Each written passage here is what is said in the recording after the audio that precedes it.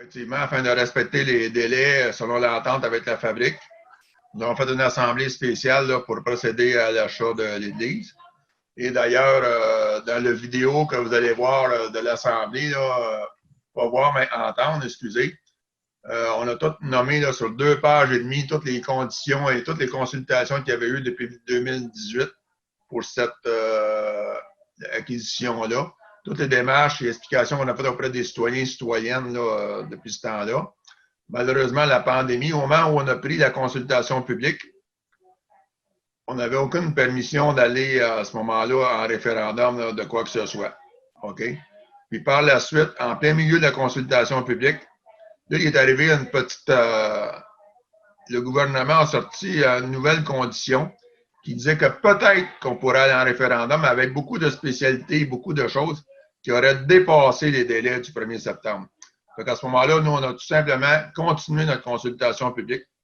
On a demandé aux gens de voter sur le site Internet de la municipalité.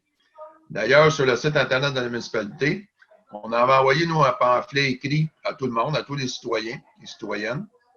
Et à ce moment-là, ils devaient le consulter et aller sur le site de la municipalité pour tout voir les détails des dépenses, tout énuméré un par un. Fait que tout était déclaré au niveau des dépenses. Et ces dépenses-là, ce n'étaient pas des chiffres en l'air, parce que c'était tous des chiffres qu'on a pris selon notre ingénieur qu'on avait engagé au début de l'année pour faire sortir quels seraient les coûts de réparation à l'intérieur de l'église possible. On avait un total de 206 000 qu'on a détaillé sur notre site Internet au complet. Fait que tout le monde, à ce moment-là, avait tout accès à tous les chiffres au complet. Donc, nous, on a fait 5 semaines de consultation publique, alors que la loi nous en demandait seulement que 2 semaines de consultation publique. Mais à cause que c'était pendant la période estivale, on a préféré prolonger à 5 semaines pour donner justement la chance aux gens qui étaient partis 2 semaines en vacances, puis 2 semaines s'arrêter dans la même période. Bien, il y avait encore 2 autres semaines par la suite pour répondre quand même aux commentaires là-dessus. Fait qu'on a donné 5 semaines en tout là-dessus. Et quel a été le résultat de la consultation? On a eu 64% qui étaient pour l'achat de l'Église à ce moment-là. Donc, nous, on a été de l'avant là, en faisant une réunion spéciale là, le 19 août. À ce moment-là, il y a un vote qui a été pris au sein du conseil municipal? Effectivement, il y a un vote qui a été pris, c'était adopté par majorité au niveau du conseil. On peut peut-être dire qui a voté pour, qui a voté contre? Oui. Juste un instant, s'il vous plaît. OK. On votait pour la résolution. On avait M. Benoît Desrochers, M. Serge Perrault, Mme Josée Leclerc et moi-même comme maire, je n'ai pas enregistré mon vote. Et on votait contre M. Claude Hull et Mme Joanne Pagé.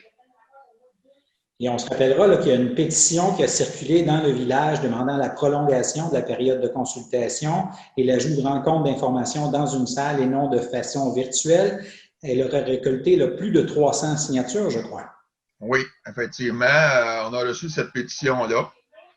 J'ai rencontré d'ailleurs les conseillers Claude Hull et Joanne Pagé avant la réunion spéciale.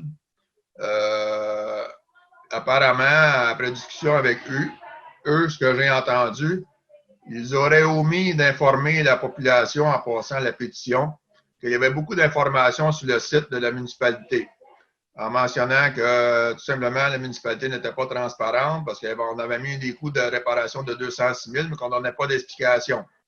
Alors que sur le pamphlet qu'on avait passé, c'était bien détaillé d'aller voir sur le site de la municipalité que tous les détails étaient énumérés là au complet. Malheureusement, cette pétition-là, tant qu'à moi, personnellement, étant donné qu'ils auraient omis de mentionner aux gens en passant la pétition que tous les détails pour les réparations étaient faits par des professionnels et tous les détails étaient très bien inscrits, pour nous, la pétition, l'importance qu'elle avait n'était plus là, à cause de la mauvaise information qui était transmise à la population. Et là, quelles sont les prochaines étapes dans le dossier de l'Église? Présentement, c'est de faire, au niveau des arpenteurs, de séparer le cimetière de l'église au niveau du terrain. Donc, on a mandaté en même temps les arpenteurs pour faire ça. Et aussitôt que ça, c'est complété, on pourra notarier avec la fabrique là, la transaction pour l'achat des listes. Si j'ai bien compris, là, vous avez aussi décidé d'acheter le terrain appartenant à la fabrique sur lequel se trouve une partie du terrain de soccer? Oui, effectivement, parce que la fabrique avait une entente avec la municipalité antérieurement pour nous prêter une partie du terrain qui était situé parallèlement au cimetière, qui est derrière le presbytère, qui a déjà été vendu d'ailleurs l'an passé. Fait qu'à ce moment-là, parce que sinon, on perdait la moitié de notre terrain de soccer si on n'en faisait pas l'acquisition en même temps. Puis ça, est-ce qu'on peut dire combien ça a coûté à la municipalité pour l'achat de ce terrain-là? C'est tout compris avec l'Église pour un gros montant de 1 $. Ah. À l'Assemblée spéciale, là, on avait octroyé aussi pour vider nos étangs aérés pour les bouts qui sont à l'intérieur. Fait qu'à ce moment-là, il y a eu une firme environnement Viridis au montant de 43 000 qui était octroyé là, pour vider les étangs aérés à ce moment-là. Ça complète notre assemblée spéciale qu'on avait eue à ce sujet-là là, la dernière fois.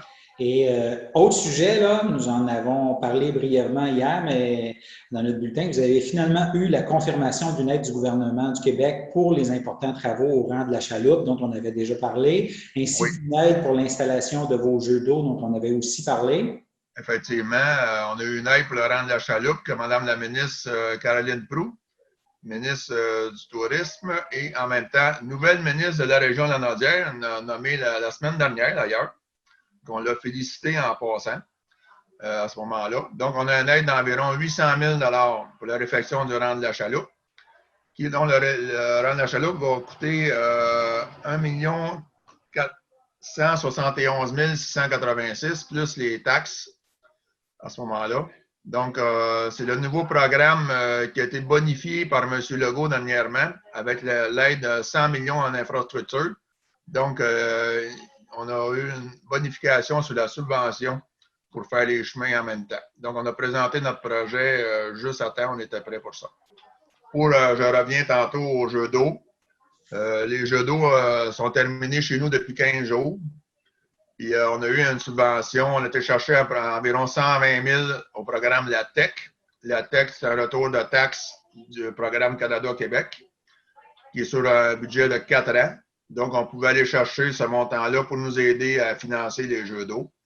Ce qui fait qu'à la fin, pour les jeux d'eau, il n'y aura pas d'emprunt au niveau de la municipalité pour ce projet-là. On va réussir avec les subventions à le faire et on n'a pas pénalisé au niveau des taxes nos citoyens, nos citoyennes là-dessus.